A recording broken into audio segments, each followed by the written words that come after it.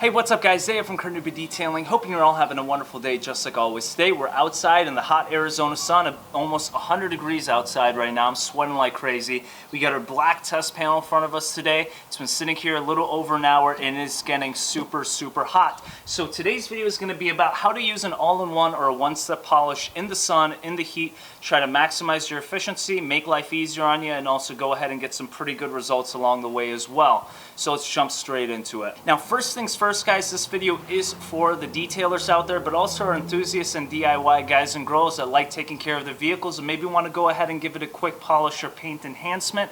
Now we don't always have garages to work with, and sometimes shade is not an option for us, so I completely understand that. I run into that situation all the time with my customers. But first things first is get your lazy ass out of bed early in the morning. That's going to be one of the biggest things that's going to help you out throughout your polishing process. Is get up early, get to your customer earlier, start detailing your vehicle early in the morning where it's cooler and the sun isn't necessarily full blown and full strength on the vehicle's panels, alright? Typically if I'm doing a one-step or any type of paint enhancement on a customer's vehicle and I know I don't have garage space, I go ahead and schedule an appointment sometime around 6:30, 7 o'clock in the morning, or maybe even earlier if it's a larger vehicle and I know I'm going to be bleeding out through the afternoon. The main thing you want to do is go ahead and take care of the exterior of the vehicle first. Get your wash and your decom process out of the way so you can go ahead and jump into the polishing process as quick as you can. Again guys, it's not necessarily the heat throughout the air that's going to affect the panel and your polishing ability, but it's the direct sunlight hitting the panel, making it hotter and making it more difficult for you to go ahead and polish. Alright guys, so my next tip from me to you when it comes to polishing in the sun is your pad options and then also what type of polish you're actually using. Now in my previous videos I've always told you guys at the end of the day it doesn't totally matter what type of tool or product you're utilizing, but what matters most importantly is the skills and the talent and also the experience that you're utilizing to go ahead and take care of what you're working on. But in this case, the more help you can get, the better and easier life is going to be on you. So make sure you're picking an all-in-one polish that has a great working time, low dusting, and it's really easy to remove even when it's dried off on you. Besides that guys, also make sure that you're not using microfiber cutting pads or a wool pad or anything like that, because these typically clog a lot quicker, heat up the panel a lot faster, and we don't really want that because the panel is already hot, and just make life a whole lot more difficult when working in the sun. Alright guys, so let's go ahead and jump into the polishing or paint enhancement process. Remember guys, I wouldn't be promising your customer any type of two-step correction or massive paint correction process because you are working in the sun and a lot of those compounds and polishes are very difficult to work with outside. You want to make sure you have a controlled environment to work with. Excuse the planes in the background, alright?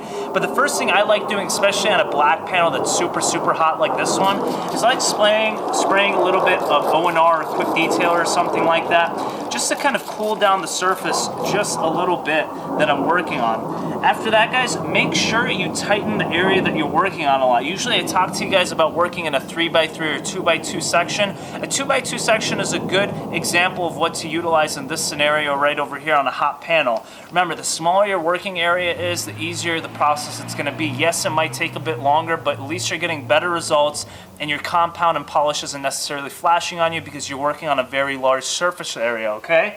After that guys, I go ahead and I grab my dual action polisher, put a couple squirts of Optimum No Rinse water or any type of quick detail just to keep the lubrication going, alright?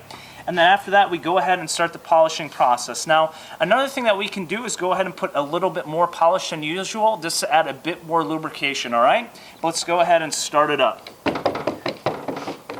As you can see, I'm working on a very small area. I'm not doing half the hood or a quarter of the hood. I'm just doing a small 2x2 section.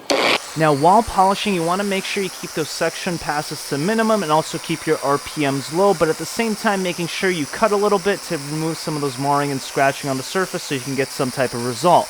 I'm going to be doing about 3 to 4 section passes and keeping those RPMs super low around level 3 or 4 on the Harbor Freight dual action polisher. Besides that guys, especially if you're using a quality polish like Playmaker or HD Speed or something of that nature, you're going to notice that it's not going to dry up on you and it's going to be really easy to remove with your microfiber towel as well without leaving any type of residue behind.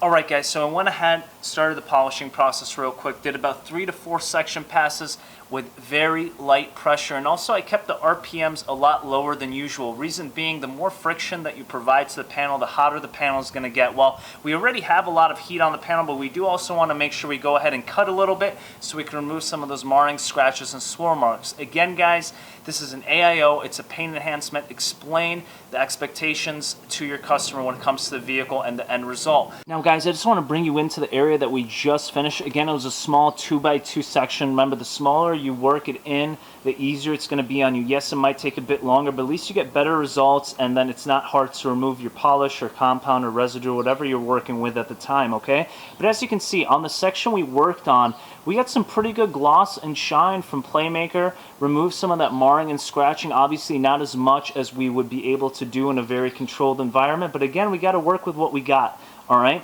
So we want to make sure we keep the temperature of the panel low to the best of our ability, so keep those RPMs down. I was using the Harbor Freight around 3 to 4 on the level scale for the actual polisher, all right? And then also about 3 to 4 pass-throughs, work it in light to medium pressure, let the polisher do the work. The last thing you want to do is exert yourself while doing paint correction while it's 100, 110 degrees outside for hours on end, all right? You want to make sure you save your body and make life easy on you, okay? But besides that, guys, another thing that you can do if the compound or whatever your polish you're working with is starting to clog up on you or drying off on you, you can go ahead and add a bit more quick detailer to the panel or your pad that you're working with just to loosen things up a bit.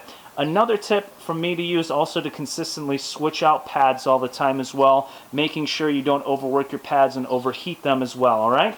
So those are just a few tips from me to you when it comes to actually doing some paint correction or paint enhancement in the sun while it's 100 degrees outside and trying to get some good results as well.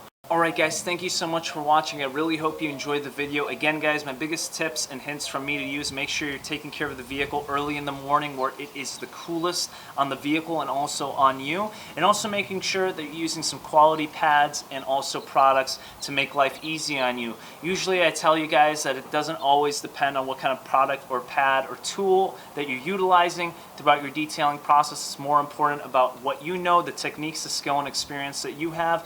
But when you're working in the sun, you do want to make sure you have a all-in-one polish that really helps you out at the end of the day. Think about your tools and your polishes and your pads as your friend, trying to help you in giving you the best results, all right? So again, guys, make sure to leave a thumbs up. Remember to subscribe and also check out my Instagram and Facebook page below. The more support you provide me, the more support I can provide you when it comes to creating this content, all right?